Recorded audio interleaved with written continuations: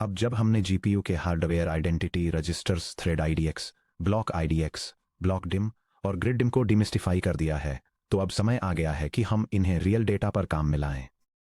Modern compute pipelines में, चाहे आप एक लार्ज लैंग्वेज मॉडल को ट्रेन कर रहे हों, एक real time fluid dynamic simulation run कर रहे हों, या फिर किसी 4K फ्रेम पर ब्लर फिल्टर अप्लाई कर रहे हों, आपकी फिजिकल मेमोरी अल्टीमेटली एक ही तरह से स्ट्रक्चर्ड होती है। हाई बैंडविड्थ मेमोरी यानी HBM या VRAM में मौजूद बाइट्स का एक मैसिव कॉन्टिगुअस 1D एरे।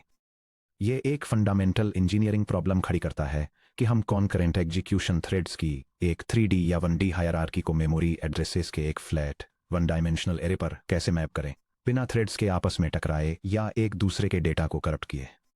इस सेक्शन में हम universal 1D thread indexing formula को डिकंस्ट्रक्ट करेंगे, कंक्रीट न्यूमेरिकल एग्जाम्पल्स के साथ इसके मैथमेटिकल मैकेनिक्स को स्टेप बाय स्टेप समझेंगे। ये एग्जामिन करेंगे कि नॉन यूनिफॉर्म डेटा साइजेस में कर्नल्स को सेफली कैसे लॉन्च किया जाए, और इस मैपिंग को वापस C++ पॉइंटर अरिथमेटिक और कॉन्टिगुअस मेमोरी लेआउट से कनेक्ट करेंगे। Section break, the core 1D indexing formula. अगर आप क्यूबलास, पाइटॉर्च या ओपनसीवी जैसी हाई परफॉर्मेंस लाइब्रेरीज में थाउजेंड्स ऑफ प्रोडक्शन कूडा कर्नल्स को देखें, तो आपको लगभग हर एंट्री पॉइंट के बिल्कुल टॉप पर कोड की यही सेम लाइन लिखी हुई दिखेगी। यह CUDA calculation parallel GPU processing के लिए एक ग्रिड के अंदर एक unique global thread identifier determine करता है। यह single expression GPU data parallel programming का फंडामेंटल इक्वेशन है। यह एक थ्रेड के हार्डवेयर एग्जीक्यूशन कोऑर्डिनेट को एक unique 1D memory array index में ट्रांसलेट करता है। यह समझने के लिए कि यह फार्मूला इतने फ्लॉलेसली काम क्यों करता है, आइए इसे इसके दो कॉन्स्टिट्यूएंट टर्म्स में ब्रेक करते हैं, द बेस ब्लॉक ऑफसेट और द लोकल थ्रेड ऑफसेट। यह डायग्राम एक्सप्लेन करता है कि कैसे एक ग्राफिक्स प्रोसेसिंग यूनिट हर पैरेलल थ्रेड के लिए एक unique global memory index calculate करता है। यह दो वैल्यूज के समेशन को दिखाता है, जिसमें पहला है थ्रेड्स के करंट ब्लॉक की स्टार्टिंग पोजीशन, जो पिछले ब्लॉक्स द्वारा हैंडल किए गए सभी डेटा को बाईपास कर देती है, और दूसरा है एक स्पेसिफिक डेटा एलिमेंट को टारगेट करने के लिए अपने खुद के ब्लॉक के अंदर इंडिविजुअल थ्रेड की position. The base block offset, block idx.x times block dim.x।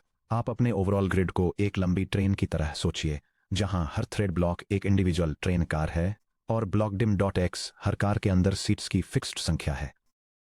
अगर आपका थ्रेड ट्रेन कार नंबर 3 के अंदर है, यानी ब्लॉक idx x = 3, और हर ट्रेन कार में 256 सीट्स हैं, यानी ब्लॉक dim.x = 256, तो आपके आगे वाली कार्स में टोटल कितनी सीट्स होंगी? Preceding seats equal to 3 times 256 equal to 768। अपने ब्लॉक इंडेक्स ब्लॉक idx.x को ब्लॉक साइज ब्लॉक dim.x से मल्टीप्लाई करके आप ग्रिड में पिछले सभी ब्लॉक्स द्वारा प्रोसेस किए गए एलिमेंट्स का एग्जैक्ट नंबर कैलकुलेट करते हैं। ये इफेक्टिवली आपके पॉइंटर को आपके करंट थ्रेड ब्लॉक को असाइन किए गए मेमोरी रीजन के स्टार्ट पर आगे स्किप कर देता है। लोकल थ्रेड ऑफसेट यानी थ्रेड idx.x। अब जब आप अपने ब्लॉक के मेमोरी सेगमेंट के बिगिनिंग पर स्किप कर चुके हैं, तो आपको यह जानने की जरूरत है कि उस सेगमेंट के अंदर कौन सा स्पेसिफिक एलिमेंट आपका है। थ्रेड idx.x बिल्कुल यही प्रोवाइड करता है, यानी आपके ब्लॉक के स्टार्ट के रिलेटिव आपका 0 based offset. Base block offset में थ्रेड idx.x को ऐड करने से आपका थ्रेड अपने ग्लोबली यूनिक इंडेक्स idx पर पहुंच जाता है। Section break, step by step walk through threads को मेमोरी में मैप करना। आइए इस थ्योरी को एक कंक्रीट न्यूमेरिकल एग्जाम्पल से समझते हैं। मान लीजिए हमारे पास जीपीयू ग्लोबल मेमोरी में स्टोर किए गए n = 1024 फ्लोटिंग पॉइंट नंबर्स का एक एरे है। हम इस एरे को 256 थ्रेड्स के ब्लॉक साइज यानी ब्लॉक dim.x = 256 का यूज करके प्रोसेस करने का डिसीजन लेते हैं। 1024 एलिमेंट्स को प्रोसेस करने के लिए हमारी host launch geometry 4 thread blocks यानी ग्रिड dim.x = 4 को डिप्लॉय करेगी। ये कॉन्फ़िगरेशन एक जीपीयू पैरेलल कंप्यूटिंग सेटअप को आउटलाइन करता है, जिसमें 4 ब्लॉक्स के एक ग्रिड स्ट्रक्चर को डिटेल किया गया है, जहां हर ब्लॉक में 256 थ्रेड्स हैं, जिससे टोटल 1024 थ्रेड्स साइमल्टेनियसली रन कर रहे हैं। आइए देखते हैं कि जीपीयू के स्ट्रीमिंग मल्टीप्रोसेसर्स पर एक साथ एग्जीक्यूट होने वाले डिफरेंट थ्रेड्स में इंडेक्सिंग फार्मूला कैसे एग्जीक्यूट होता है। यह diagram graphics processing unit computing में पैरेलल थ्रेड मैपिंग के कॉन्सेप्ट को इलस्ट्रेट करता है।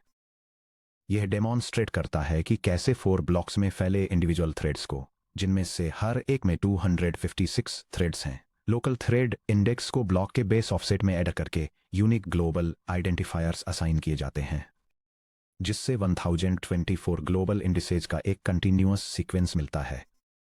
इस मैथमेटिकल मैपिंग की ब्यूटीफुल सीमलेसनेस पर ध्यान दें। ब्लॉक 0 का last thread element IDX equals 255 को प्रोसेस करता है। ब्लॉक 1 का सबसे पहला थ्रेड एलिमेंट IDX इक्वल्स 256 को प्रोसेस करता है। कौन सा एलिमेंट किसका है, इसे कोऑर्डिनेट करने के लिए ब्लॉक्स के बीच कोई गैप, कोई ओवरलैपिंग इंडेक्स और जीरो सिंक्रोनाइजेशन ओवरहेड की रिक्वायरमेंट नहीं होती है। सब टॉपिक 21.4 में derived hardware identity registers single clock cycle में इस बाउंड्री मैपिंग को डिटर्मिनिस्टिकली कंप्यूट करते हैं। Section break. Connecting CUDA indexing to standard C++ memory models. GPU के अंदर क्या होता है जब हम IDX का यूज करते हैं, इसे सच में समझने के लिए हमें इस हार्डवेयर इंडेक्स को उन फंडामेंटल C++ मेमोरी प्रिंसिपल्स से वापस कनेक्ट करना होगा जिन्हें हमने पिछले चैप्टर्स में मास्टर किया था। Pointer offset arithmetic, chapter 4.1। Chapter 4.1 pointer offset arithmetic से याद करिए कि एरे सिंटैक्स d_array8idx के साथ एक एरे में इंडेक्सिंग करना सिंटैक्टिकली पॉइंटर अरिथमेटिक परफॉर्म करने के इक्विवेलेंट है। ये एग्जाम्पल डेमोन्स्ट्रेट करता है कि स्टैंडर्ड ब्रैकेट नोटेशन का यूज करके एरे में किसी एलिमेंट को एक्सेस करना बिल्कुल सेम मशीन कोड इंस्ट्रक्शंस में कंपाइल होता है, जैसे कि एक्सप्लिसिट पॉइंटर एडिशन और डीरेफरेंसिंग का यूज करने पर होता है। जब एक कर्नल d_array8idx को एग्जीक्यूट करता है तो अंडरलाइंग GPU हार्डवेयर IDX को एलिमेंट टाइप के बाइट साइज से स्केल करता है, size of float equal to 4 bytes, और उस बाइट ऑफसेट को d_array पॉइंटर रजिस्टर में स्टोर्ड बेस एड्रेस में ऐड करता है। चूंकि IDX हर थ्रेड के लिए यूनिक है, इसलिए हर थ्रेड पैरेलल में एक अलग बाइट ऑफसेट कैलकुलेट करता है, जिससे हजारों थ्रेड्स एक साथ VRAM में पहुंच सकते हैं। Contiguous memory layouts, chapter 5.1। Chapter 5.1 contiguous memory layouts में हमने ये एस्टेब्लिश किया था कि C++ एरेज गारंटी देते हैं कि एलिमेंट्स मेमोरी एड्रेसेस के एक सिंगल अनब्रोकन ब्लॉक में रखे जाते हैं। चूंकि IDX एक वार्प के अंदर एडजेसेंट थ्रेड्स में लीनियरली बढ़ता है, फॉर एग्जाम्पल थ्रेड 0 को IDX इक्वल टू 0 मिलता है, थ्रेड 1 को IDX इक्वल टू 1 मिलता है, तो एक हार्डवेयर वार्प के अंदर लगातार थ्रेड्स लगातार 4 बाइट मेमोरी एड्रेसेस को एक्सेस करेंगे, जैसे 0x1000, 0x1004, 0x1008, 0x1000C, etcetera. ये परफेक्ट अलाइनमेंट मॉडर्न GPU में सबसे इंपॉर्टेंट हार्डवेयर परफॉर्मेंस फीचर्स में से एक को ट्रिगर करता है, यानी कोएलिस्ड मेमोरी एक्सेस। जब एक पूरा 32 thread warp contiguous global memory को रीड करता है, तो GPU का मेमोरी कंट्रोलर उन 32 इंडिविजुअल थ्रेड रिक्वेस्ट्स को एक सिंगल हार्डवेयर मेमोरी ट्रांजैक्शन में कोएलेस कर देता है। हम चैप्टर 23 में कोएलिसिंग ऑप्टिमाइजेशन टेक्निक्स को डिटेल में एक्सप्लोर करेंगे, लेकिन यह सब यहीं से सही लीनियर इंडेक्सिंग के साथ शुरू होता है। Array indexing optimisations, chapter 13.1। Chapter 13.1 array indexing optimisations में हमने डिस्कस किया था कि कैसे CPU कंपाइलर्स लूप्स के बाहर इनवेरिएंट अरिथमेटिक को होइस्ट करके लूप्स में एरे एक्सेस को ऑप्टिमाइज करने की कोशिश करते हैं। CUDA में क्योंकि ब्लॉक dim.x और ब्लॉक IDX.x कर्नेल लॉन्च के ड्यूरेशन के लिए इनवेरिएंट होते हैं, इसलिए NVCC कंपाइलर थ्रेड एग्जीक्यूशन शुरू होने से पहले block IDX.x times block dim.x को एक single pre calculated base address register में ऑप्टिमाइज कर देता है। जब कोई थ्रेड IDX को इवैल्यूएट करता है तो उसे केवल अपने लोकल रजिस्टर %ti d.x को उस प्री कंप्यूटेड बेस रजिस्टर में ऐड करने की जरूरत होती है। Section break. The non uniform grid problem host side ceiling division. Textbook examples में एरे साइजेस कन्वीनियंटली 2 की नीट पावर्स होते हैं, जैसे कि n इक्वल टू 1024 या n इक्वल टू 1 मिलियन, लेकिन रियल वर्ल्ड डेटा मैसी होता है। क्या होगा अगर आपको एक इमेज डेटा सेट को प्रोसेस करना हो जिसमें n इक्वल टू 1000 एलिमेंट्स हों, एक standard thread block size of block dim.x equal to 256 का यूज करके। चलिए ग्रिड साइज कंप्यूट करते समय होस्ट साइड पर नाइव इंटीजर डिवीजन को टेस्ट करते हैं। ये स्निपेट पैरेलल कंप्यूटिंग टास्क के लिए रिक्वायर्ड थ्रेड ब्लॉक्स के नंबर को कैलकुलेट करने का एक इनकरेक्ट मेथड दिखाता है और ये भी दिखाता है कि कैसे स्टैंडर्ड इंटीजर डिवीजन बचे हुए एलिमेंट्स को अकाउंट में लेने में फेल हो जाता है क्योंकि ये रिजल्ट को ट्रंकेट कर देता है। अगर हम 256 थ्रेड्स के 3 ब्लॉक्स लॉन्च करते हैं तो हम total 3 times 256 equal to 768 threads launch करते हैं। ये एक क्रिटिकल बग है। इंडेक्स 768 से 999 तक के elements tens total 132 items GPU द्वारा कभी भी प्रोसेस नहीं किए जाएंगे। आपका एप्लीकेशन साइलेंटली फेल हो जाएगा या अनइनिशियलाइज्ड गार्बेज वैल्यूज आउटपुट करेगा। यह सुनिश्चित करने के लिए कि हर एलिमेंट कवर हो जाए, हमें फुल डेटा साइज को कवर करने के लिए इनफ ब्लॉक्स लॉन्च करने होंगे नियरेस्ट होल ब्लॉक तक राउंड अप करते हुए। The ceiling division pattern C++ में इंटीजर डिवीजन डेसिमल वैल्यूज को 0 की तरफ ट्रंकेट कर देता है, यानी फ्लोर डिवीजन। बिना फ्लोटिंग पॉइंट कन्वर्जन ओवरहेड के सीलिंग डिवीजन इंप्लीमेंट करने के लिए high performance developers integer ceiling division formula का यूज करते हैं। Grid size equal to the quantity n plus block size -1 all divided by block size. चलिए इसे C++ कोड में लिखते हैं। यह स्निपेट पैरेलल वर्कलोड के लिए necessary number of thread blocks को कैलकुलेट करने का करेक्ट मैथमेटिकल फॉर्मूला दिखाता है, जिसमें इंटीजर सीलिंग डिवीजन का यूज किया जाता है ताकि यह एनश्योर किया जा सके कि सभी डेटा एलिमेंट्स प्रोसेस हो जाएं, भले ही टोटल साइज ब्लॉक साइज का एक परफेक्ट मल्टीपल न हो। 4 ब्लॉक्स ऑफ 256 थ्रेड्स को लॉन्च करने से हमें 4 टाइम्स 256 इक्वल्स 1024 टोटल थ्रेड्स मिलते हैं। अब हमारे पास ऑपोजिट प्रॉब्लम है। हमारे पास 1024 थ्रेड्स रन हो रहे हैं, लेकिन हमारे एरे में सिर्फ 1000 एलिमेंट्स ही हैं। लास्ट 24 थ्रेड्स इंडिसेस 1000 थ्रू 1023 के पास प्रोसेस करने के लिए कोई रियल डेटा नहीं है। Section break boundary guards preventing VRAM corruption. अगर thread 1000 d array 1000 equals d array 1000 times 2.0 f को एग्जीक्यूट करने की कोशिश करता है तो ये डी एरे की एलोकेटेड बाउंड्री के बाहर रीड और राइट करेगा। मेमोरी कॉन्टेक्स्ट पर डिपेंड करते हुए एक out of bounds GPU access catastrophic failure modes का कारण बनता है। इलीगल मेमोरी एक्सेस फॉल्ट, जिसमें कूड़ा रन टाइम कूड़ा एरर इलीगल एड्रेस के साथ क्रैश हो जाता है और एप्लीकेशन कॉन्टेक्स्ट किल हो जाता है। साइलेंट VRAM करप्शन, जहां थ्रेड ग्लोबल मेमोरी में बगल में मौजूद एक बिल्कुल अलग एरे या डेटा स्ट्रक्चर के लिए एलोकेटेड मेमोरी को ओवरराइट कर देता है। अनडिफाइंड बिहेवियर, यानी नॉन डिटर्मिनिस्टिक कैलकुलेशंस जो लोकली यूनिट टेस्ट्स पास कर लेते हैं लेकिन प्रोडक्शन वर्कलोड्स में फेल हो जाते हैं। इस रिस्क को एलिमिनेट करने के लिए 1D लीनियर डेटा पर ऑपरेट करने वाले हर कूड़ा कर्नल को एक कंडीशनल गार्ड स्टेटमेंट का यूज करके बाउंड्री गार्ड या बाउंड्स चेक इंप्लीमेंट करना चाहिए। The standard boundary guard pattern, यह क्यूडा पैरेलल कंप्यूटिंग कर्नेल एक इनपुट एरे के हर एलिमेंट को एक कांस्टेंट स्केलिंग फैक्टर से मल्टीप्लाई करता है और रिजल्ट्स को एक आउटपुट एरे में राइट करता है। यह हर पैरेलल थ्रेड के लिए एक यूनिक ग्लोबल पोजीशन कैलकुलेट करके यह वेरीफाई करके कि यह पोजीशन एरे की बाउंड्रीज के अंदर है और फिर मल्टीप्लिकेशन परफॉर्म करके ऐसा करता है। लाइन 6 पर ध्यान से देखें। If IDX is less than n 0 से 999 वाले IDX के थ्रेड्स इस कंडीशन को ट्रू इवेलुएट करते हैं, वे एरे स्केलिंग कोड को सेफली एग्जीक्यूट करते हैं। 1000 से 1023 वाले IDX के थ्रेड्स इस कंडीशन को फॉल्स इवेलुएट करते हैं, वे तुरंत मेमोरी एक्सेस ब्लॉक को बाईपास करते हैं और क्लीनली रिटर्न हो जाते हैं। यह डायग्राम इलस्ट्रेट करता है कि कैसे पैरेलल थ्रेड्स मेमोरी बाउंड्रीज को सेफली हैंडल करते हैं। वैलिड रेंज के अंदर के थ्रेड्स अपने वर्कलोड्स को नॉर्मली एग्जीक्यूट करते हैं, जबकि एलोकेटेड मेमोरी लिमिट के बाहर के एक्स्ट्रा थ्रेड्स एक्सेस को सेफली बाईपास करने के लिए एक गार्ड कंडीशन ट्रिगर करते हैं, जिससे out of bounds memory errors prevent होते हैं। Hardware impact predicated execution. आप सोच रहे होंगे कि क्या if IDX is less than n add करने से वार्प डायवर्जेंस के कारण सीवियर परफॉर्मेंस पेनल्टीज ट्रिगर होती हैं।